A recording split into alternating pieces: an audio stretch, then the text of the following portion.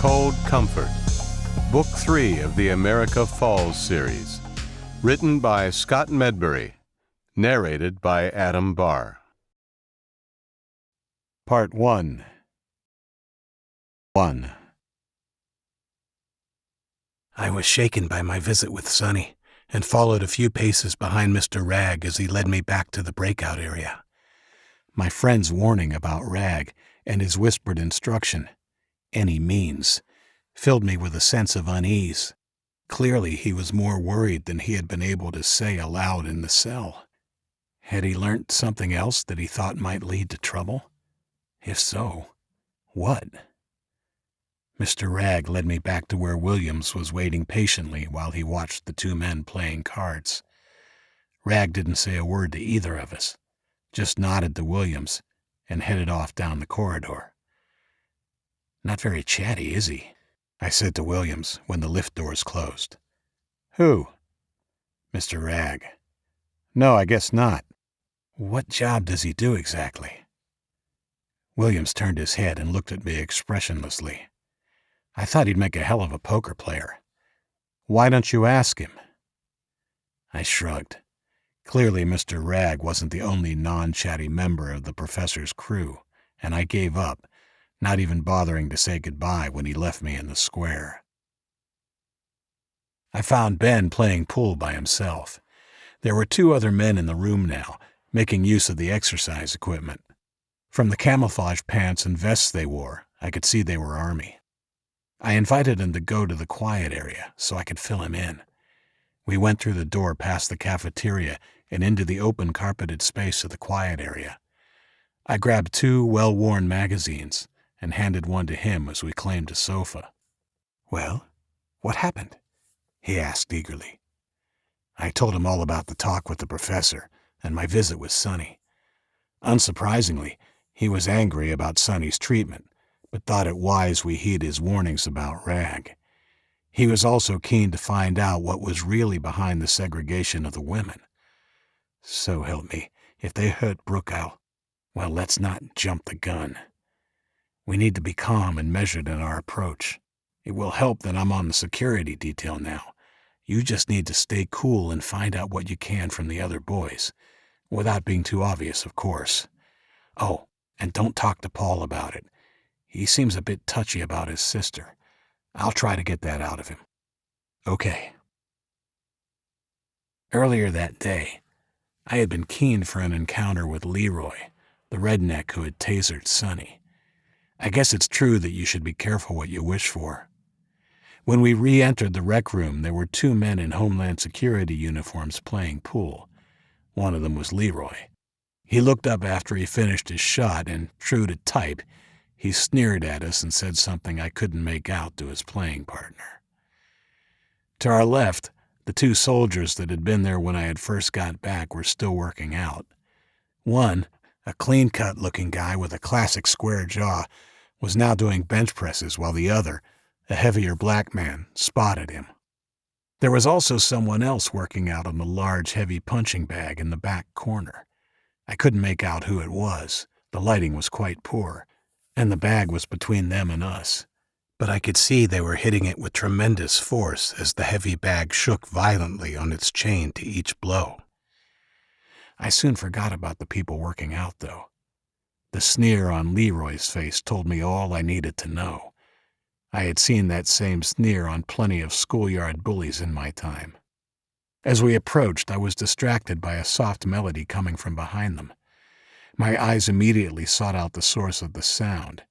It was a music video playing on a large wall-mounted TV. Both Ben and I stopped for a moment and watched it, mesmerized. It was an old music video, a song called Royals by a girl whose name I couldn't even remember. I do know that I hadn't particularly liked that song when it was a hit, but right then, when I hadn't heard music or seen moving pictures in months, it seemed like the most amazing thing I had ever heard. Again, I was reminded of the beautiful things we had lost. The song seemed almost like an ode to the disaster. The whole country was a torn-up town with no postcode NV now. "Well, if it isn't the lovers." The harsh voice of Leroy broke the spell we were under, and given the sadness that had begun to well in me, I wasn't quite sure if I was resentful of the interruption or not. I felt Ben stiffen beside me. "Just ignore him, Ben," I said calmly. We gave the pool table a wide berth as we walked to some beanbag chairs in the corner. I thought we could sit there and relax while we waited for our turn on the table. It wasn't going to be that easy, of course. Leroy stepped in front of me. Despite his big gut, I could see he was solid with muscle, and his arm flexed as he planted his pool cue in front of me and grinned through his unkempt beard. The rhythmic pounding of the punching bag didn't cease, and I marveled at the stamina of the person behind it. "What do you think you're doing?" "We're just here for a game of pool. We don't want any trouble." From the corner of my eye, I saw Ben tense and noted Leroy's playing partner rounding the table to stand behind him. I weighed up my options as I stared Leroy in the eye without speaking. After a few seconds, I saw a flash of doubt in his eyes, but he didn't drop his gaze. The doubt was quickly followed by anger. "Well?" he yelled in my face. I stepped back and balanced on the balls of my feet as I raised my arms from my side. "Leroy, leave them alone." It was the soldier who had been doing the bench presses. He was now sitting up, his pumped muscles glistening under the fluorescent lights. He glared at Leroy. "Mind your own business, Spence," snapped Leroy, without looking at him. He didn't look quite as confident as he had tried to sound, and I could see that he was intimidated by Spence. The rhythmic pounding suddenly stopped. Of course, it was Rag who stepped out from behind it. The effect on Leroy was instantaneous. I saw real fear in his eyes, but it was coupled with a strange infusion of confidence. The spectacled, compact man looked just as I had seen him a while ago while visiting Sonny. The only concession he had made to his heavy exercise had been to remove his jacket. He wore shiny black business shoes, and his shirt was still buttoned up and tucked neatly into his gray pants, with bow tie in place. I saw a faint sheen of perspiration on his brow, but apart from that, he might have just returned from a leisurely walk in a park. Jacketless, I couldn't fail to notice the sinewy, lean muscle beneath his shirt that had only been hinted at when I had measured him up earlier. "Leave him." At first, I thought Mr. Rag had addressed Leroy. Then I realized he was looking at Spence when he said it. The spectacled man looked back over at us with an interested expression on his face, as though he was settling in to watch some sort of entertainment. It was as though the words had given Leroy a green light. I saw him nod at his playing partner, who grabbed Ben from behind and held him immobile as Leroy himself reached out one hand to grab me. He was too slow, and I stepped lightly back out of his reach and raised my fists. Leroy laughed and raised the pool cue, wielding it by the thin end as he began to stalk me. I heard Spence curse and glanced across the room to see him rising from the bench and stomping towards my antagonist. He only made it 2 steps. There was a burst of movement, and suddenly Spence was face down on the floor, one arm viciously pulled up behind him, and Mr. Rag's knee hard in his back. Spence groaned in agony, completely helpless. Rag regarded me as he calmly pushed his glasses further up his nose with the index finger of his free hand. Time seemed to slow, and I noticed 2 things. 1, Leroy was distracted by Rag, and 2, Spence's big friend was preparing to make a move. I needed to make my move. I stepped up quickly to the distracted Leroy and rabbit punched him hard in the solar plexus. As he doubled up, I snatched the pool cue out of his hand and brought it down hard on the back of his shoulders. It snapped in half, and breath whooshed out of him as he fell heavily on his face. I looked back at Rag and saw Spence's buddy looming up behind him. As fast as I had been, Mr. Rag seemed twice as quick. In a blur he twisted, still holding Spence's arm, to face the bigger man. I heard a nasty, fleshy crack, and Spence screamed as Rag dropped his lifeless arm in time to deliver 2 lightning-fast blows to the stomach of the well-built soldier who was about to grab him. The big man groaned but managed to encircle Rag with his strong arms. only to find Rag, almost magically, slip out of his grasp and chop him on the neck with the heel of his hand. The black soldier went limp and fell onto Spence, who was quietly groaning. It was clear that neither of the soldiers would be any further help. Rag turned to us. He paused a moment and adjusted his bow tie and glasses. His gray eyes made me feel like an insect stuck on the end of a pin. Ignoring Leroy's groans, he glanced at the other Homeland Security guard and said, "Let him go." Leroy's playing partner released Ben immediately, the fear in his eyes undisguised. Rag walked over to us, not dropping his gaze from mine. I tensed and raised the thick, jagged end of the pool cue I had used to incapacitate Leroy.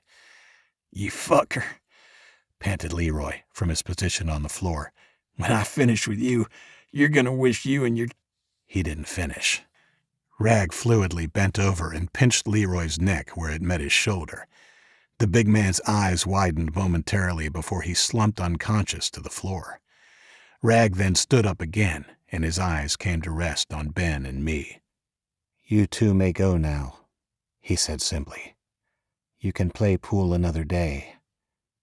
Officer Bradley, have medical send some stretchers up here immediately." Dismissed, I quickly grabbed Ben's arm before Rag could change his mind and guided him out through the door as 3 middle-aged women in what looked like cleaning uniforms came walking down the corridor in the direction of the cafeteria.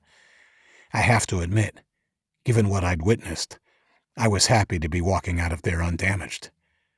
Rag looked to be an efficient and effective fighting machine. I don't know if he had planned to attack me before Leroy distracted him, but I'm glad I didn't have to find out. Behind us, I heard the women gasping and gossiping about the carnage in the rec room as I guided Ben into the cafeteria. We went to the water cooler, and I poured us both a liberal cup each before sitting down at one of the tables. I wanted a minute in peace to think over the events of the last 10 minutes. "Are you okay?" Ben asked. "Yes. No one actually got near me. What about you?" "Same. That beefhead was only holding me, although I imagine that would have changed if they'd gotten the upper hand. What do you make of that Rag character now?" "He's extremely dangerous. We need to watch out for him." "Was that karate?" "No. It looked like Krav Maga," I said distractedly. "What?" "It's a martial art developed by the Israeli army. It has elements from all of the arts, but it's probably more brutal than any of them. It's not a sport. It was deliberately designed to maim or incapacitate an opponent quickly." "Great," Ben said sarcastically. "This just gets better and better." We saw uniforms, both Army and Homeland Security, rushing past the cafeteria. I wondered how this incident would affect the relationship between them. It had already seemed to be a little tense. We quietly watched the comings and goings, and I saw Rag walking by after a few minutes. He looked preoccupied as he walked purposefully towards the corridor that would lead back to the lobby. I prepared to stand up, a half-formed plan in my head, when he came to a dead stop and turned to look right at me. We locked eyes for just a moment before he turned and continued his journey. "I'm not too proud to say that Mr. Rag scares the shit out of me," said Ben, mirroring my own feelings. "Yeah, me too. Stay here. I'm going to see what's happening." I stopped at the door and waited till I saw Rag turn the corner before darting out and following him. I was lucky that the corridors were empty, although I imagined that they'd soon be crawling with Randall's men, and possibly the professor's too. I followed just long enough to confirm that he'd gone into the lobby, and then turned back and headed for the square. I wanted to be there when Randall arrived. I got there just as Dr. Radisson and a handful of soldiers arrived with 2 stretchers and medical kits. They went straight to work treating the 2 soldiers that Rag had downed, as well as Leroy, who was still out. About 3 minutes after I arrived, I heard a commotion down the hall, and sure enough, a few seconds later, a stony-faced Colonel Randall rounded the corner with John, Tony Gould, and another soldier I remembered, Bowman. Randall didn't spare me a second look as he brushed past and burst through the doors to the rec room. "What the hell happened here?" I heard quiet talking, and Randall leaned over the black soldier who had tried to help his comrade. I saw Randall's face transform from stony into something more like white-lipped fury as he listened to his soldier. Leroy's friend Bradley made the mistake of approaching Randall. "Get him out of my face," growled the older man, pointing at him. Bradley looked at Randall's finger like it was a loaded weapon as John and Bowman quickly grabbed him and propelled him back to where he had been standing near Leroy. They slammed him up against the pool table, and Randall ordered Bowman to watch the two troublemakers. "If they make a move to impede the medics, you shoot them." "Yes, sir." Bowman saluted and shot a shark-like grin at Bradley, who had gone white. "I was just playing pool, man." "Come with me," snapped the colonel to John and Gould. As they filed past, I noticed Randall undo the button on his sidearm holster. I fell in behind them, shrugging at Ben's inquiring look as we passed the cafeteria. The men were too preoccupied to notice that I was tagging along. I followed them at a safe distance all the way to the lobby. I didn't want to get involved, but I certainly wanted to hear what transpired. I didn't have to wait long. As soon as the group of soldiers entered the lobby, I heard raised voices. I decided to enter as well. At the very least, I could plead ignorance or say that I wanted to talk to the colonel about my job. I entered the lobby. The professor stood just outside the elevator doors, flanked by armed Homeland Security police, one being Williams. Williams was playing it cool despite the rage emanating from the colonel and his men. He had a relaxed yet ready stance that reminded me of the way the Secret Service agents who guarded the president carried themselves. Mr. Ragg was nowhere to be seen. There were more of the Homeland officers strategically placed around the room. They well and truly outnumbered the soldiers. Both John and Gould looked tense and had hands on their holstered sidearms, while the men in the black uniforms stood mostly with arms folded and seemed positively relaxed compared to Randall. "I want that little fucker locked up. 2 of my men are in the hospital for no reason. Where is he, Leahy?" Professor Leahy remained calm in the face of the barrage Randall unloaded upon him. The older man stood over him, his face an unhealthy shade of crimson. I believe I even saw spittle flying from his lips. To his credit, Leahy didn't even flinch. In fact, at one point he even put his hand on the arm of the officer beside him, who took a step forward to intervene. "Please, Randall, calm down. Mr. Ragg informs me that what happened was unfortunate but necessary given the circumstances." "Bullshit!" Randall was now almost apoplectic with rage and reached out, snatching the professor's shirt and tie in his big fist and pulled him forward. My inward cheering at this turn of events was cut short when Randall suddenly found the pistol of Williams jammed against his throat. It was as if someone had thrown a switch, and suddenly every man in the room, except the professor and Randall, were pointing guns at each other. I began to regret my decision to follow the soldiers. It was a classic Mexican standoff, and no one spoke for a few seconds. It was Leahy who broke the silence. He looked into the craggy red face just inches from his. "Let go of my shirt, please, Colonel Randall."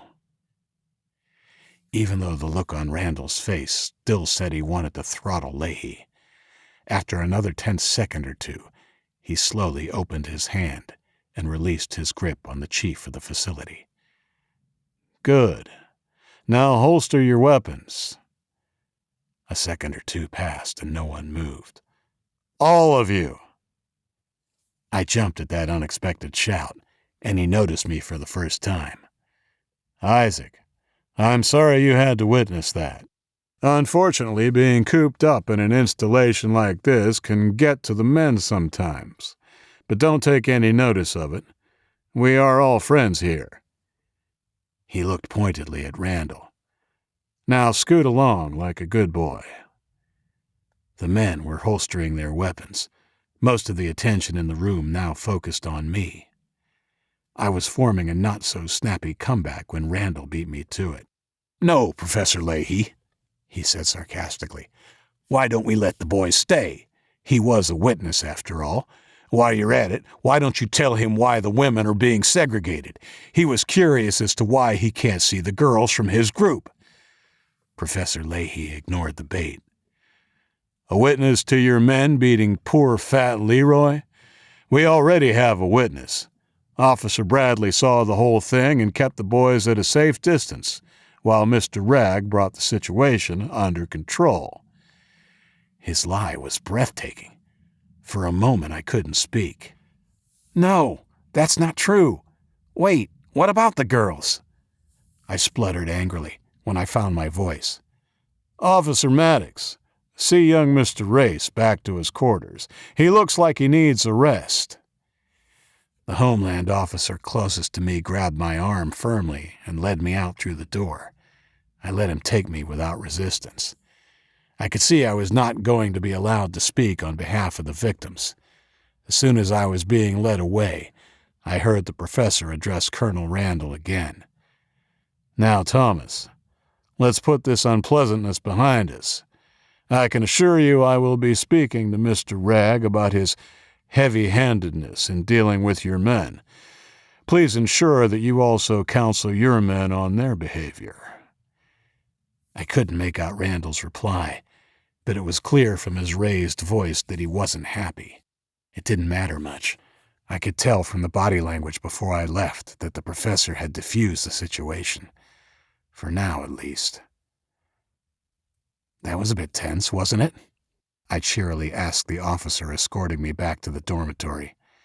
He looked to be in his mid-30s and glanced at me grimly. You'd do best to keep your opinions to yourself. As we passed, the square seemed to be back to normal. There was a shift in the cafeteria eating their lunch, and I couldn't see any movement in the rec room. We arrived at the dorm, and Maddox swiped his security pass and opened the door for me. Ben was already back in the room. He climbed down from his bunk as I entered. "What do we do about lunch?" I asked Maddox. "I don't know. Maybe you should have thought about that before you started poking around in things that don't concern you." He closed the door before I could respond. 2. Ben and I didn't get lunch that day. We were cooped up in that room until Paul and the other boys came in from work. I didn't mind too much. It gave us a chance to debrief and talk about our options going forward. Besides, I wasn't particularly hungry, given what I had seen. We were both disappointed that, far from being a safe haven, the Drake Mountain facility had merely presented us with new dangers. Even though the professor had managed to placate the military contingent, the simmering tensions told me that sooner or later, things were going to come to a head, and I had a feeling when they did, it would not be pretty. So despite my wish to retire from my leadership role, events seemed to have conspired against me. The dream I had of taking my relationship with Indigo further and living happily ever after in the peace and safety of Drake Mountain had been well and truly shattered. Compounding my general feeling of unrest was the secret of why the women and girls were being kept segregated from the rest of us. The safety excuse now seemed a certain smokescreen given the comment from Randall. I was a little disappointed in him, actually. After all, I had asked him about it directly and he had fobbed me off. I could only assume that he had his own reasons for covering up whatever it was. I decided to keep that part of what I had heard from Ben. The last thing I needed was for him to go ballistic.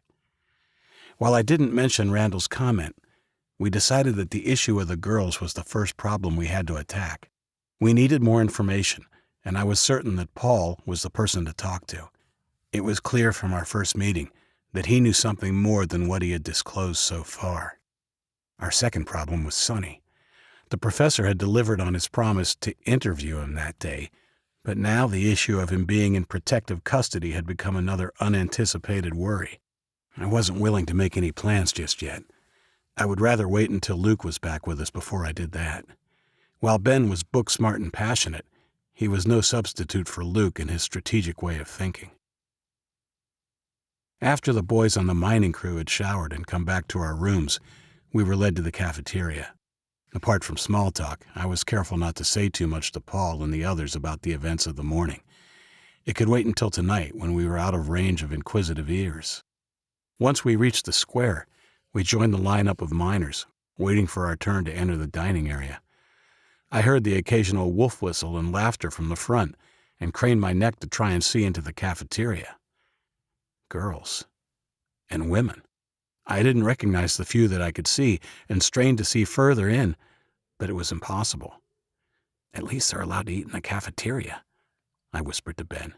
Maybe we'll get to talk to them inside, said Ben.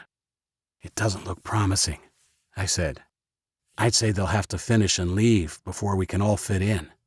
There were 2 of the Homeland Security men posted outside the door, and I could see at least one of their inside as well, so just walking in and finding them was out of the question. It did make me question exactly what the professor was afraid of, though. Why so many guards? After about 10 minutes of shuffling and complaining, we heard the women ordered to wrap it up and form a line. A few seconds later, they began to file out. Ben bumped against me as he stretched to see over my shoulder. "Brooke!" he shouted, near my ear. Brooke looked in our direction as she entered the corridor and waved madly when she spotted Ben. My heart skipped in my chest when I saw Indigo following her through the door. She looked beautiful and smiled when she saw me. Allie was directly behind her. We turned so that we could greet them as they filed past. Several of the guards positioned themselves between the line of men and the passing women, but Ben wasn't put off by the guards. Even though there was one just a few feet from us, he jumped out of the line and grabbed Brooke in a hug before the guard intervened and ordered him back to the line. I didn't allow myself to be distracted and greeted Indigo with a shy "hey" as she smiled and put her hand out. At first, I optimistically mistook her lingering high five for an attempt at intimacy, but soon realized it was much more. I folded the soft strip of paper in my fist and let my hand drop to my side as I waved goodbye to her with my other hand. I said hello to Allie as she also passed by, grinning enthusiastically. I watched our girls until they disappeared around the corner. It was then I noticed Paul behind Ben, straining to see ahead as he watched the line of women and girls pass. I was about to turn back when I saw recognition dawn in his eyes and quickly followed his gaze, which seemed to me to be a mix of sad and happy. I saw a girl with the same soft brown hair, also wearing glasses. She was a little taller than Paul, and I was surprised she didn't seem as happy to see him. In fact, she dropped her gaze, blushing as she approached. When she made her way by me, I could see her clearly, and sudden understanding hit me like a bucket of bricks. She was pregnant. She didn't look too many months along, but the bump that pushed against her white t-shirt was unmistakable. My thoughts immediately turned to the girl who had served us dinner when we had been introduced to the professor. It hadn't occurred to me then, but it was clear as I thought about it now. She had also been pregnant. Thoughts started whirling in my head. When did Paul say they had arrived? How many months had it been? Was Luke's crack about Eden closer to the truth than I cared to believe? I felt Ben tense behind me, and I assumed that the same questions were springing to his mind. I turned and looked at him pointedly, indicating he should stay quiet. His look said it all. I could see that he wanted to vent pretty badly, but the last thing I wanted to do now was upset or alienate Paul in any way. Besides, Paul appeared to be fighting his own feelings, and when he spotted me watching him, he looked down, as if he too was embarrassed. I wanted to tell him not to worry, but settled for patting his shoulder in a show of solidarity. Our meal passed in relative silence. All 3 of us were preoccupied, and Paul's friends Bo and Toby seemed to sense he was upset and didn't try and make chat. I listened to the talk around me, particularly from a group of soldiers on the table across from us. While I couldn't make out what they were saying, I saw them shoot several glances at the Homeland guys. For their part, the professor's officers seemed uninterested in the soldiers. That disinterest, more than anything, told me who was in control here. While I wasn't sure of the exact numbers, the professor's force seemed to outnumber the total military contingent, particularly now that 2 soldiers had been put out of action by Mr. Ragg. In the end, it was me who broke the silence. There was a bit of excitement in the rec room earlier today. That's why we were locked in the dorm when you came back." "Oh, really?" asked Paul. Interest seemed to cut through his fug. "What kind of excitement?" I explained what had happened with some help from Ben. Being boys, they were all excited by the confrontation, but they were disappointed that creep Rag, as Bo called him, didn't get his ass kicked. "You better watch out for him," said Toby. "He killed a guy that went stir-crazy and tried to attack the professor." "Shh, keep it down," said Paul. "Sorry," said Toby sheepishly. "We didn't see it, but yeah, it's true. We saw them wheeling the body away," Paul confirmed in a low voice. He didn't need to, though. After what I'd seen, I already had no doubt that Rag was capable of such an act. "There's been trouble brewing between them for a while now," said Bo. "Paul thinks at some stage it will break out into open fighting." "Yeah," Paul said. "Don't worry about the Chinese. If that happens, we're all neck-deep in shit." "Speaking of neck-deep," I said, "I've been assigned to the military." He regarded me for a second, absorbing this new information. "That means you'll be bunking with the soldiers." "Yeah, they're coming to get me in the morning." Ben didn't look too happy about the prospect of me going, but I knew he would be fine. Besides, Luke should be back within a week or so. "What about you, Ben?" asked Bo. "I'll be mining with you guys," Ben said, the look on his face clearly showing how he felt about it. He looked like he had sucked a lemon, and I almost laughed aloud. "Mining for fool's gold," said Toby. "Fool's gold?" "Yep, fool's gold." Paul leaned forward and said in a low voice, "We're of the opinion that we're digging for nothing. It's the professor's way of keeping us busy. We barely extend the tunnel by an inch or two every day. At this rate, it would take about 100 years to reach the outside. I call it digging for fool's gold." It made perfect sense. Of course, while the existing inhabitants of Drake Mountain would have all had their own jobs to do, something had to be done with the new citizens. While I had to respect the professor's ingenuity, there was something a little Big Brother about it, and I don't mean the crappy TV show. "So, if you've figured out it's useless, why do you do it?" Ben asked, his voice becoming a little strident. "I certainly won't be." "Shh." Paul looked around worriedly. "Think about it. What else are we going to do?" "I don't know. One of the other disciplines, I imagine. I'm certainly not going to bust a gut digging for nothing." "Well, if you don't dig now that they've assigned you, you will go to the brig. You don't have a choice now. Never did, really. None of us did. Nearly all of the males end up doing the mining. The other disciplines are generally for the females. Isaac is actually the first kid brought in that I've seen them recruit for the military." The first kid. A thought occurred to me. "Have there been any adults brought in?" I asked. Paul looked at his two buddies for a second. They both shrugged, and Paul seemed to come to a decision. He leaned low over the table, and I reciprocated. "As far as I know, only one. He seemed to be immune to the virus. The doctor told me that about 100 adults in 1 million were immune." That was an interesting piece of information, and I slotted it away in my memory bank. For the moment, I was more interested in where this man was and what he was doing. I asked the question. "I haven't seen him since the first time he was brought in. I happened to be in the hospital at the time because I had been cut by a rock when we were digging. Dr. Radisson and the other staff were very excited. When the professor arrived, he ordered me to be taken back to the dorm. That was the last time anyone heard of him." "What happened to him?" "He died," said Toby, grimly. "That was the story they put out," said Paul in a low voice. "I don't believe it, though. Yes, he looked malnourished and seemed to be in shock, but other than that, he looked healthy enough to me. Think about it. He was the only immune adult they found, that we know of at least. And what was this facility designed for? The study of disease. And you can bet they wouldn't have been studying for the fun of it. No, he's here somewhere, being studied, so they can learn from him, maybe come up with a vaccine. or even their own virus to use on the Chinese. Realization shot through my brain like a tank crashing through a brick wall. Sonny. The pieces fell into place, and I wondered how I could have been so stupid. They weren't keeping him separated for security. They were going to use him as a guinea pig. 3. Are you okay, Isaac? You've gone white as a sheet, Ben said. I nodded and pushed my plate away. Yes, I said, my mind working furiously. I'm just not hungry.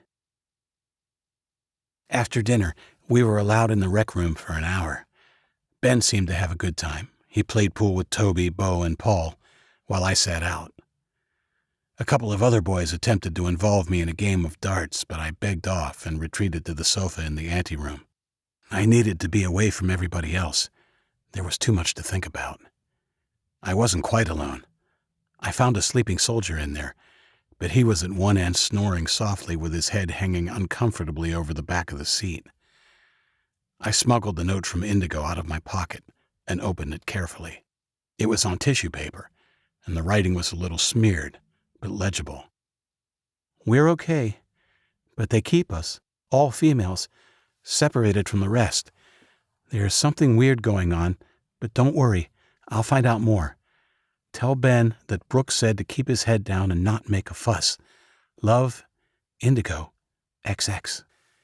I folded the paper back up and put it into my pocket. Strangely enough, despite the situation we were all in, for a minute or two all I could think about was Indigo and the way she had signed off with Love, L-U-V, and XX. Did she mean it? I mean, she could have just signed off with her name, right? I saw Paul coming over. He looked serious as he sat down next to me. Hey, I think we should talk. I don't trust that the dorms aren't bugged, he whispered, and then looked pointedly at the sleeping soldier. Let's go over there where it's noisier. We moved to the corner with the vinyl-covered beanbags. We were right under the TV, which was still playing music from a dead world. I had always hated beanbags, the stupidest, most uncomfortable invention ever, and took a full 30 seconds of squirming and squeaking until I was finally settled. Paul hadn't had the same problem and sat down lightly facing me, waiting patiently until I stopped moving. Without prompting, he told me how Ava had been taken to the North Wing almost as soon as they had been brought in and given their medical once-overs. His group had also dined with the professor, but Ava had not been there when the boys arrived. The meal hadn't gone well, with Paul demanding to see his sister and getting into a heated exchange with the professor over their separation. In the end, the professor had called in his Homeland Security guards and the boys had been escorted out and separated, with Paul spending 3 nights in the brig. I told him that the girls had attended our dinner, and he speculated that the professor may have learned from the incident with his group. I have seen her nearly every day since then, said Paul, blinking rapidly and looking down. But we're never allowed to speak. It's so fucked. Several people looked over at his outburst, and I put my hand on his slumped shoulder. Yeah, it is fucked. I guess we can only hope it's a temporary thing. I guess it could be worse. We could all still be out there. If I had my time over, I would be out there. You don't mean that. He looked up at me with an intense gaze and hissed. Oh, I mean it all right. Didn't you see my sister, you idiot? She's pregnant. They fucking impregnated her. I didn't know how to answer that. I wasn't hurt by his words. I knew he was only venting his frustration. He stared at me angrily for a few moments, but I held his gaze until finally he slapped his thigh and pushed back against the beanbag, looking at the ceiling. Sorry. I didn't mean to take it out on you. It's okay. You're sure she didn't just meet somebody? Maybe, I don't know. No, she can't meet anybody. None of the girls can. I don't know who it was or how it happened, but there are rumors. Do you think he's... No, said Paul, anticipating my question. Apparently, it's all very clinical. It's not a perverted thing. It's like a horrible experiment. And Ava's not the only one who's pregnant, although she is the youngest. She's only 17, Isaac. Jesus. What sort of a sick situation had I led us into? We talked for about 10 more minutes. Paul was of the opinion that resistance was futile. There were too few of us and too many of them, and they were very careful not to allow the males to mix unsupervised. I wasn't of that opinion, and was damned if I was going to let Indigo, Brooke, and Allie be used as broodmares for some nutty professor's vision of utopia. I saw a glimmer of hope in the friction between the military and the professor's men, but first things first. I had to wait until Luke was back on board. I knew now that Sonny would not be released, and that rescuing him would have to be our first priority, then the girls. That night, before lights out, John came to remind me that someone would come and get me at 0600 so I could begin my training the next morning. I was told to have my gear packed. I had almost suggested that maybe I could stay in the dorms on the middle level while I completed my training, but decided against it. Given what we had discovered, me joining the military was one ace we might have up our sleeve.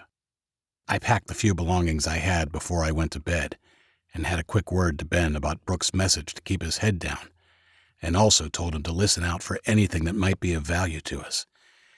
I deliberately omitted telling him what Paul had told me about the pregnant girls, and also asked Paul not to say anything. The last thing we needed was Ben going ballistic and getting himself put in the brig. 4. I was extremely busy for the next 3 days. John collected me as promised from the dorm in the morning and surprised me by taking me not to the lobby, but around the square to a large set of aluminum doors on the other side. John swiped a security card and I heard a humming noise behind the doors. Oh, I didn't know there was another elevator here. Yeah, it's a cargo lift, he said, as the doors opened. Not for general use, but it's quicker than going to the lobby every time. I made a mental note. I was fitted for a kit, including uniforms and boots. The rough camouflage shirt and pants were a little big on me, but not ridiculously so. The boots fit perfectly, but felt a little unwieldy. They made me feel taller, but were less balanced than the canvas shoes I had been wearing. Next, it was off to the barber, who happened to be Gould, the soldier I had met a few days before. There was a decent halo of hair around my chair by the time he finished, and it felt weird when I ran my hands over my stubbly head. John, whose surname I found out was Hurst, became my mentor during my basic training. Even though we were essentially partnered up 14 hours a day for the next 4 days, I didn't really manage to learn much about John. He was very private and didn't disclose anything about his previous life, apart from telling me he was from Rochester in New York State. Maybe that was a coping mechanism. If you didn't talk about what you'd lost, it couldn't hurt you, I guess. He also remained very professional, and when I did tentatively put out feelers and ask what he thought the professor's long-term plans might be, he refused to be drawn into speculation. Despite his reticence to talk, I got the feeling that if it came to the crunch, John, and the colonel for that matter, could be counted upon to fight for what was right. It was also clear that there was no love lost between them and the guys under Professor Leahy, the Homeland Security people and Mr. Ragg, even if they did still have some respect for the man himself. For the next few days, I was taken through a condensed version of real basic training, including weapons handling and unarmed combat.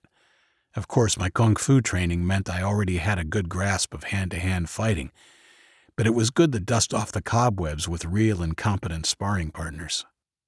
Thanks to my experiences on the road with Luke and the others, I also had a fair working knowledge of firearms and automatic weapons, but it was definitely helpful to learn from experts, particularly about the safety aspects.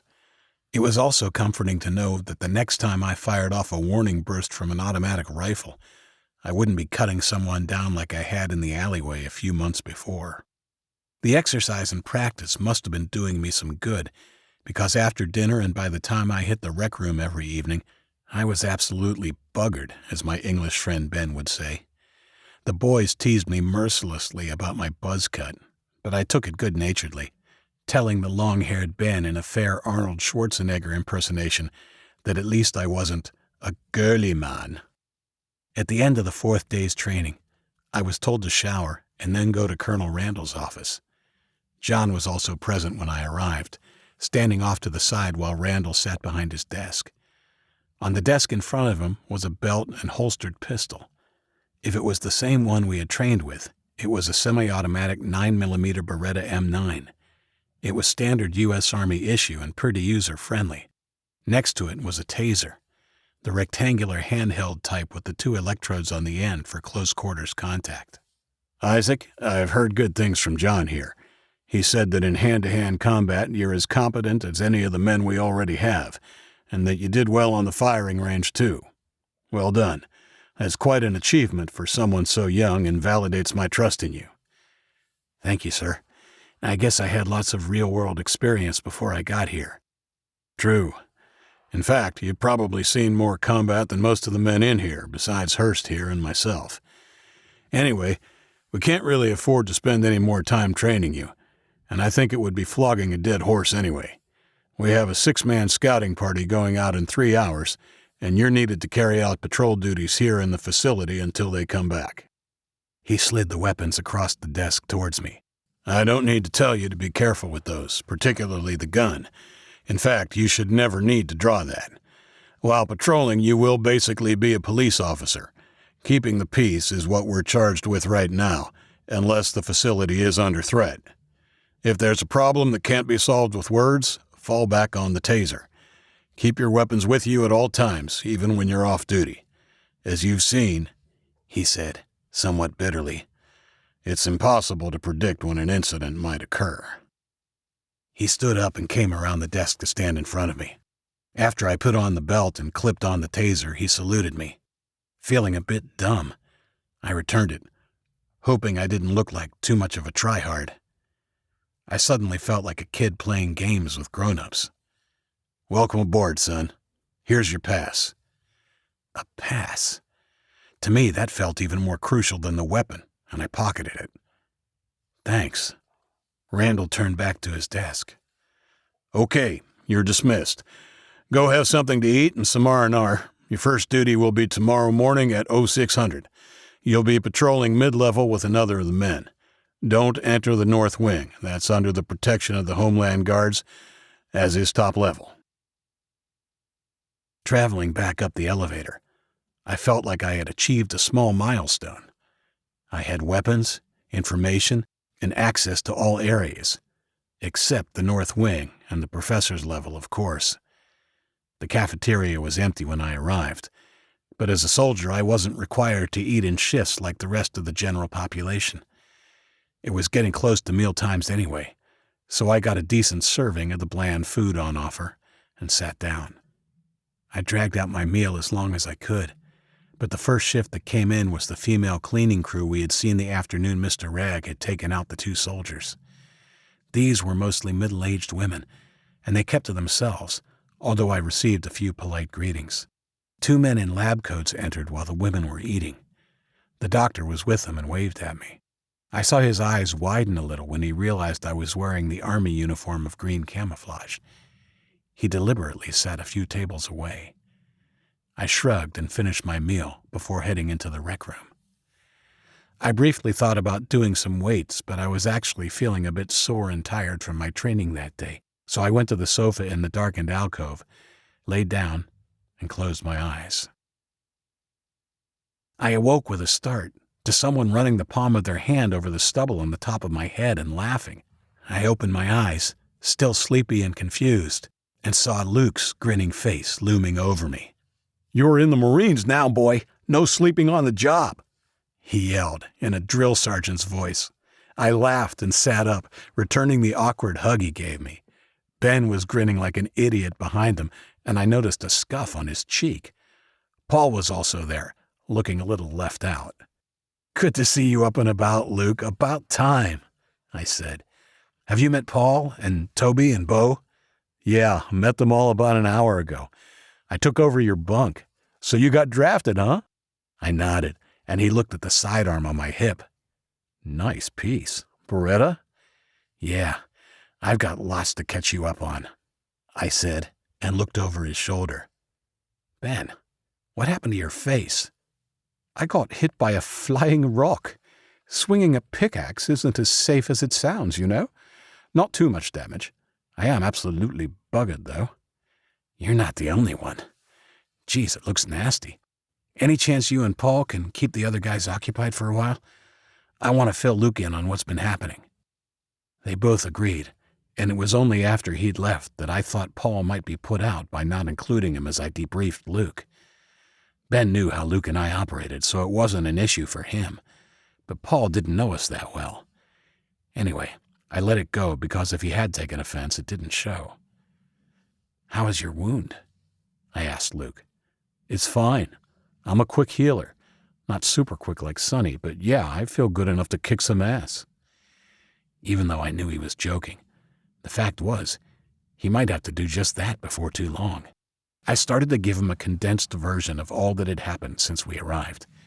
He was eager to hear about my visit to Sonny, but his face darkened when I told him about my suspicions, that the professor was working on a variation of the Pyongyang flu, and that Sonny would be the test subject. "I could be just freaking out a bit," I said. "It just seems a little too convenient that they wouldn't let him join the rest of us. I'm sure there would be some in here who would be suspicious of him, but they would get over it, especially if the professor called a meeting or something to introduce him." "No, you're right, dude. Something is wrong. We have to get him out of there." "So it's been 5 days now?" "Yeah." He looked worried, and I suddenly felt guilty for not being more proactive, for letting my training distract me. "We have to find out if he's all right, Isaac." "Okay. I'll talk to Colonel Randall tomorrow and ask him to arrange a visit." Luke had stayed relatively calm about Sonny's situation, but I thought he might explode when I told him about Paul's sister Ava and what might be in store for the girls. I put my hand on his and gave him a warning look, shaking my head slightly. "Not here." To his credit, he managed to bottle his rage, but I noticed the sides of his neck were flushed a deep red, a sign of his anger that I had only seen a couple of times before. I could see his mind ticking over as he struggled to find words. "That bastard," he said in a strange, choked voice. "It's so sick. Poor Ava." "Yeah, and at least one other girl, too." "Right," he said. "We have two main issues here. The girls and Sonny. They're both urgent, but I think we have to give priority to Sonny. Yes, whatever they have planned for the girls is horrific, but at least at this stage it doesn't seem they are in danger. Otherwise, Indigo and Brooke would have raised holy hell. It would make sense for the professor to stagger the births. Oh, Jesus. I can't believe it. They don't. "No," I said, anticipating his question. "Paul said it's all very clinical, so I guess he means artificial. For once in my life, I'm sorry I was right. He's worse than nutty. He's downright evil." "I know." He turned his attentions to other problems. Like me, I think he came to the conclusion that the less one thought about what could be in store for the girls, the better. "So Sonny is essentially a prisoner of war, or worse, a lab rat. If you're right about your suspicions, I doubt the professor is going to let you see him, but I guess you have to ask. At least we'll know one way or another. Just in case, though, I think we have to make a plan to get to him ourselves." "How? There's no way we can get access to top level if he doesn't let us in. It's guarded day and night, and he has the entire Homeland Security Force housed there." "They're not Homeland Security anymore. It's his personal SS troop." "SS?" "Yeah. It stands for Schutzstaffel. It means protection squad. The SS was Adolf Hitler's personal guard, and they were real bastards. This guy Rag sounds like he would have been right at home in Nazi Germany." "Yeah. Well, no matter what they were or are now, they have that place secured pretty tight. I don't know what we could do short of starting a war to get up there without permission. Well, that doesn't take away from the fact that we need to know what is happening with Sonny. Besides, no place is airtight. He glanced upwards. I followed his gaze high up the wall opposite us and saw the grill of the ducted air circulation system. It didn't look like much more than a foot in width. No way! It's too small. Besides, how do you know where it leads? I don't. But they will be interconnected and will go floor to floor, probably from a hub on this level. And once I'm in it, it shouldn't be too much of a problem. In places like this, they're designed to be big enough for men to access them for maintenance if they need to. You? No way, Luke. You're still recovering. Think about it, Isaac. Who else can do it? Everyone else is assigned to their disciplines, and you'll be on patrol. I don't have to work for a few more days, and they haven't even asked me what discipline I want yet. The doc just told me to get lots of bed rest over the next 2 days, and when I was up, to relax in here. No one will miss me for a few hours. I didn't like it, but couldn't really argue with his logic. When do you want to do it? The day after tomorrow.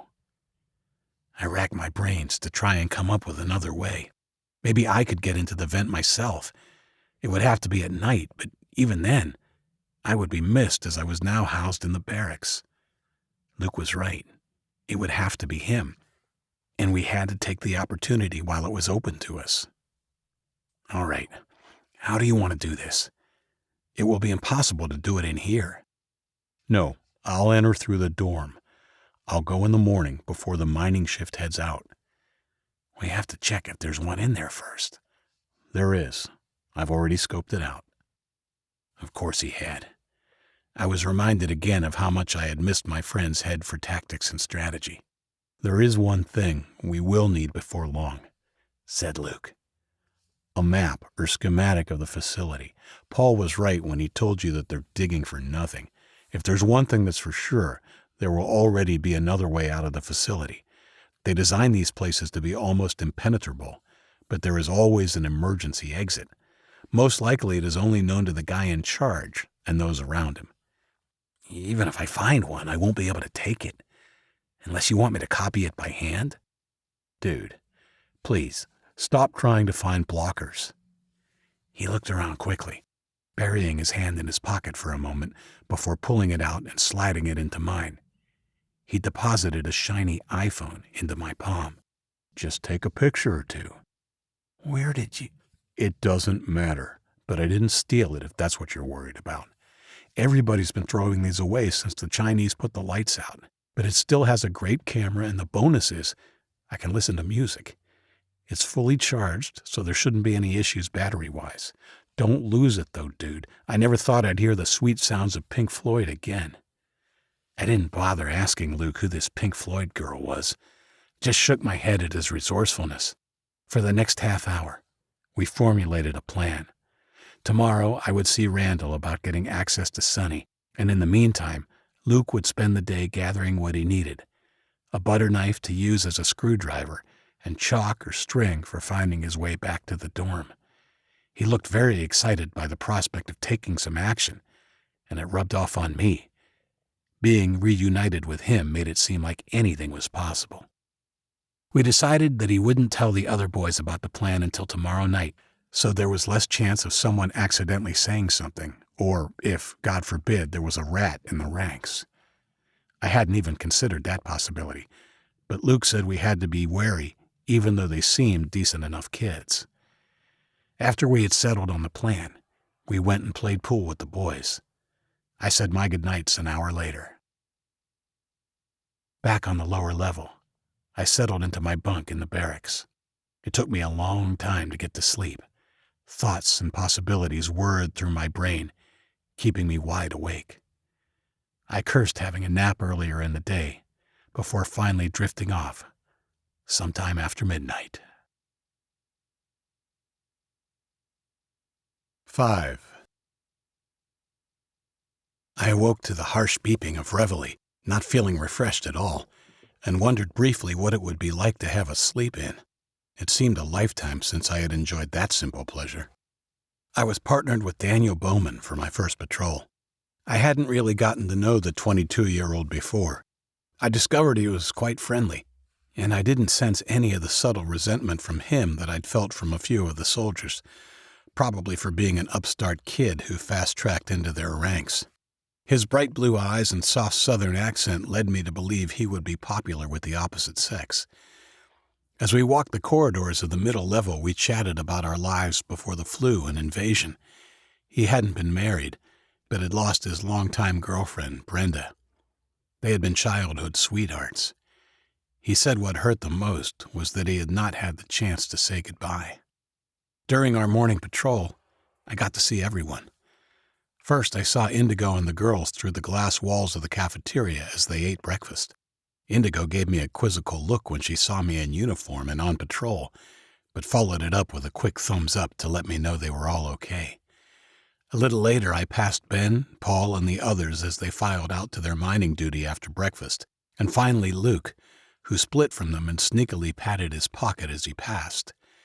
It appeared he had pocketed the knife he needed. He was walking a lot more gingerly than he had last night, clutching his side as he walked by. I knew it was just for appearance's sake, so I didn't worry. "He's in a lot better condition than he was the last time I saw him, but he still looks pretty sore," said Bowman. I silently applauded Luke's acting ability. "Yeah, it might be a while yet before he's back to normal. So how did the scouting party go last night? Did they get off okay?" I asked, changing the subject. "Yeah, they sure did." "How did they get out? Through the ski lodge, or is there another way out?" "Nope, there's only one way in or out of this cage." "So there wasn't any heat from the Chinese after we were brought in then?" "No, the lodge is monitored from the control room. We've seen a couple of choppers fly over it, but the only real concern at the moment is that they have stationed a small detachment in Lincoln. Shouldn't be a real problem for us, though. The colonel wouldn't have sent them out if he thought there was any risk." Interesting. I knew there had to have been something like a control room somewhere in the complex. Now I knew for sure. It must have been on the lower level where the military were stationed because Bowman said, "We've seen." I thought I knew where it might be. Further along the hallway containing the colonel's office and situation room, the passage had hooked to the right. During my training, I had seen officers, including the colonel, disappearing around that corner several times. The control room had to be there. I decided I would take a little detour when I went down to ask the colonel about a visit to Sonny. I would do it on my morning break, and if anyone questioned what I was doing, I would just tell them I had lost my way. Just before I was due for my break, Luke passed us in the corridor. This time he was going the opposite way, heading back to the dorm. "Any chance you could swipe me in my room?" he asked Bowman, wincing as he walked. "I guess I need more bed rest than I thought." Again, I silently applauded his smarts in asking Bowman, and also for acting weaker than he really was. It meant that suspicions wouldn't be raised if he spent lots of time in bed the next day. "Sure, buddy. Do you need me to call medical or anything?" "No, it's okay," said Luke. "I just need to lie down for a few hours, I think." "Okay, come on." "I'll go have my morning break then. See you in 15, I said. "No problem," said Bowman. Luke fell in behind Bowman and winked at me as I turned and headed for the lobby. A few minutes later, I was knocking on Randall's door. He invited me to sit down. "How's your first morning on patrol?" "It's fine, sir. Makes the time pass quickly. Got to morning break before I knew it." "Good, good. Now, why are you here instead of having a coffee or something to eat?" "Well, sir, I was wondering if you could talk to the professor and arrange for me to visit Sonny again. It's been a few days, and I figure that if they're going to keep him locked up, the least they can do is let him have regular visitors." "Fair call, son. I'll call the professor shortly and see what I can do. Anything else? I have a lot on my plate this morning." "No, sir, that's all. Thanks." I got up and left, pulling the door softly closed behind me. I looked both ways. No one was around. I made my move. I padded down the corridor as silently as I could in my army boots, passing the situation room and moving to the corner. I paused a few seconds, right near the corner, straining my ears. I could hear two men talking in soft tones, not really loud enough to make out their words, though. I took a deep breath and stood up straight before striding around the corner as though I was on my way somewhere. At the end of the short hallway, the two soldiers were suddenly alert. I stopped, feigning confusion. "Oh, that's not the colonel's office, is it?" No, turn around and head back around the corner. It's the second on the right. It's actually got his name on it. Genius. "Oh, right, sorry," I said, pretending I didn't hear his sarcasm. I turned and headed back to the mid-level. I'd seen all I needed to see. That guarded door almost definitely led into the control room Bowman had spoken of.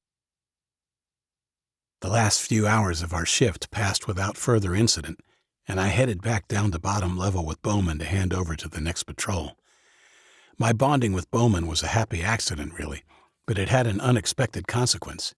He invited me to eat in the cafeteria on the middle level before the first of the dinner shifts came in. Not wanting to appear rude, I said sure, all the while hoping that he wouldn't want to hang around in the rec room afterwards. I arranged to meet him there in a few minutes, explaining that I just had to see the colonel about a request I had made. He looked curious, but didn't ask what it was about. John Hurst opened the door to Randall's office when I knocked. Both men looked serious, and the man himself told me without ceremony that the professor had said no to the request, and that I would be informed later when it would be possible to visit Sonny again.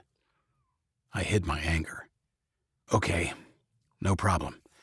Thanks for looking into it for me." That was it then. It just confirmed that the professor was hiding something. Why else would it be such an issue to let Sonny have visitors?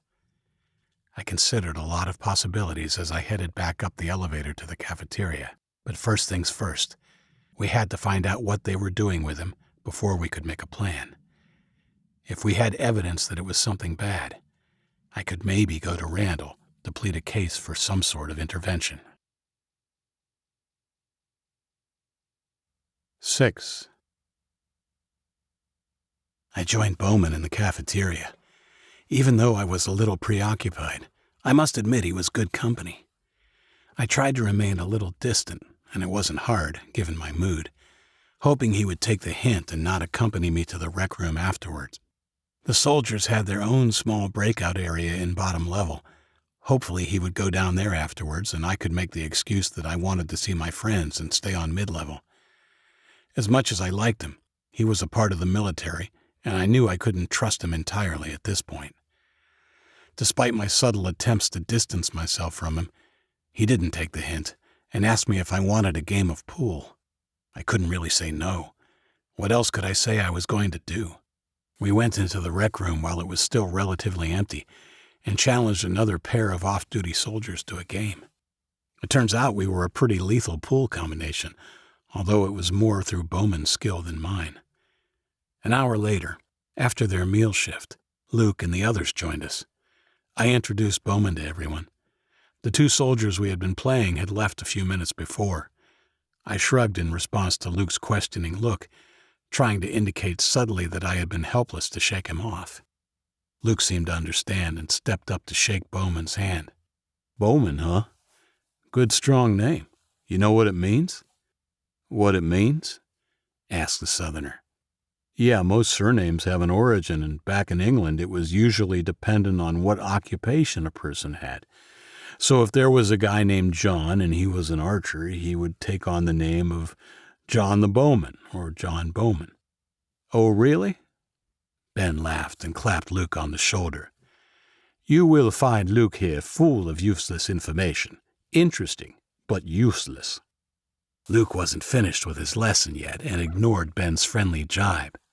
Yeah, sometimes he was just called Archer, but Bowman was just as popular. Another one was Smith. It's a shortened form of blacksmith. And then there was Tailor, as in tailor for a clothes maker. Must have been an awful lot of blacksmiths back in the day, 'cause Smith is pretty damn common now, I interrupted. Yeah, and I don't even want to think about where the name Cockburn came from. We all cracked up laughing at Ben's remark, even Luke, and it brought the history lesson to a quick end. We continued playing pool as Ben and Bo stepped up to take on Bowman and me. I tanked the game this time and retired from the table, hoping Bowman might head off rather than partner someone else. No such luck. He hung around and waited for the next game to finish before asking if I wanted to play again. I told him I'd give it a miss, and he partnered up with Toby. It seemed there was no way I could talk privately with Luke, at least not without the risk of raising suspicion. Luke solved the problem. He announced he was going to the John and nodded surreptitiously to me as he walked by on his way to the men's room. I waited 40 seconds or so before I followed. He was at the basin when I came in. "Dude, don't you have enough friends?" he asked, grinning. "What can I say?" I shrugged. "I have a magnetic personality." "How did it go?" "Yeah, I have what I need. Got some chalk from the blackboard in the cafeteria, along with a butter knife." "Did you ask about visiting Sonny?" "Yeah, I went down to see the colonel during my morning break. He was happy to put it to the professor, but when I went back after the shift, he told me that I'd been refused." "That's it then," he said grimly. "We can't delay any longer, right?" "No. Let's get it done. You sure you'll be all right to do it?" "Yes. I'm going to wake Ben up before Reveille, and he's going to close and screw in the grill behind me. I'll make up my bed to look like I'm still asleep." "How are you going to get back out when you're done?" "Well, I haven't really thought about that. I guess it will be harder. I might have to wait till the others are back from their mining. I shouldn't be missed, though. I spent most of the day in bed after your buddy swiped me in, so it shouldn't seem unusual tomorrow. By the way, I'll need the iPhone back for my little stealth mission. It's going to be dark in there." I handed it to him. "Okay, so while Bowman is on his lunch break, I'll try and swipe into your room and check if you're back. If not, I'll try again in the afternoon." "Cool. Let's go." "Good luck. Remember, if it's too much, just turn around and get back to the room." He nodded, and we gave each other a knuckle bump. Luke went out. I followed a few seconds later. The following morning, I was paired with Bowman again. We passed the others as they headed to breakfast. When Ben walked by, I raised my eyebrows, asking the question that I couldn't speak. Ben nodded with a smile, and Luke wasn't with them, so I assumed that everything had gone according to plan. Bowman and I patrolled the corridors mostly in silence, making small talk occasionally. The patrol itself was boring, but our talk was lively. I asked him if he'd ever encountered any trouble. "To be honest, nothing really bad. Just a few fights. Really, it's to be expected, I guess. I think everyone in here would be suffering a little claustrophobia. I can't wait to be sent out on a scouting party again. It would be awesome just to look up and not see a white fucking ceiling." I guess I hadn't been there long enough at the time, but right then I thought to myself that the facility wouldn't have been such a bad place if the girls weren't segregated and Sonny was free. It should have worked, but Leahy had screwed it up with whatever social or scientific experiments he was conducting, and the heavy-handedness with which he ruled the facility. On our third pass of the dorm, I couldn't resist looking through the small viewing window in the door. Luke's bunk definitely looked occupied, and the form under the blanket looked realistic. I even noticed red hair peeking out from his blanket. How the hell had he managed that? It looked so realistic, in fact, that for a moment even I wondered if he had aborted his mission and had slept in. No, if he had, Ben would have given me a shake of the head when we had passed each other. Where had he got the red hair? He must have cut it off. It was the only explanation. I moved on quickly, but noticed Bowman also take a peek after I had vacated the window. "Do you want to check on your friend?" "No." My heart was beating fast as I thought furiously. He just gave me a thumbs up and rolled back over. Pretty sure he just needs rest. I kept walking and prayed that Bowman would follow. After a few long and anxious seconds, he did. I breathed a sigh of relief as the soldier caught up and asked me if I'd ever been shot. 7. The rest of the day dragged. Even though I was distracted, I managed to keep chatting with Bowman while fretting about Luke and wondering how he was progressing. Every time we passed the dorm, I half expected to hear noises from the ceiling.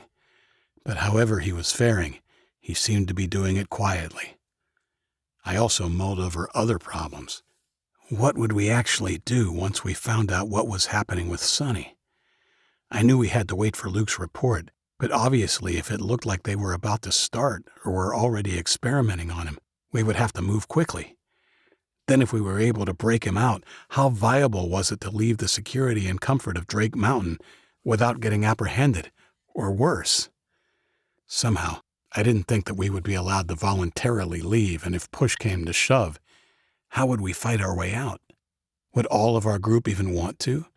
As nasty as things might be under the surface in Drake Mountain, out there it would be a lot more dangerous. The more I thought about it, the worse my mood became. I just didn't see a way past the problems we had. Eventually, Bowman took the hint and stopped trying to make conversation, and we patrolled in silence. 2 hours before the end of the shift, Bowman left me and took his break, heading into the cafeteria. Once I was around the corner, I sped up, only just resisting the urge to run as I headed to the dorm. I thought I had roughly 15 minutes to play with. In fact, it turned out to be a lot less. I swiped myself in and ran to the grill, grabbing a chair on the way. Even standing on the chair, the grill of the vent was still a bit higher than face level. "Luke!" I called. Nothing. What is taking him so long? I called once more, and when I didn't get a response, I stepped down from the chair. I started to panic. I had finally begun to think things might be going our way, but Luke had been gone for hours now. What if he'd been discovered and locked up like Sonny? I went to the shape under the blankets of Luke's bunk and felt it just in case he was under there. He wasn't. Anxiety and frustration erupted in me, and I kicked out blindly at the chair that I had just placed back under the table. It flew into the wall under the vent. It was then I heard a cluttering sliding sound from the vent. "Luke?" I dashed over and grabbed the upended chair and positioned it under the vent. I climbed up and strained to see into the duct. I could hear panting and scraping, and a few seconds later I saw the pale face of my friend under a sheen of dirt and sweat pressed up against the grill. His appearance shocked me. His long, curly hair had been hacked off crudely. For a moment I was puzzled, then I remembered the hair on his pillow mock-up. I looked around frantically for the knife to undo the screws. "Under Ben's pillow," his hollow voice echoed from above me. I snatched it from its hiding place, jumped back up, and began working on the screws. I hurriedly put them in my pockets as I unscrewed them, and cursed when I inevitably dropped one. I left it, worried by Luke's lack of communication. I finally pulled the grill off and jumped down, propping it against the wall. I quickly retrieved the dropped screw before climbing back up to help Luke crawl out of the duct. Under the dirt and sweat, there was something about his demeanor that gave me a sick feeling in my stomach. Haunted is probably the best word I can use to describe it. Shirtless, and wearing only a pair of black briefs, Luke began to squeeze headfirst out of the vent. I jumped down from the chair and waited for him to emerge far enough for me to grab his shoulders. I barely had a hold on him when his sweaty, semi-naked body fell onto me, and we both went down in a heap. It wasn't pretty, but I managed to break his fall. At any other time, we might have laughed, but I could tell something was seriously wrong. Now that I could see all of him, he looked a sight. Apart from his briefs, the only item of clothing he wore were his rubber-soled facility-issued shoes. He was filthy with dust, and the bandage on his wound was soaked with blood. I helped him to his feet, and he promptly swooned, falling against me. I held him up and walked him over to the bunk.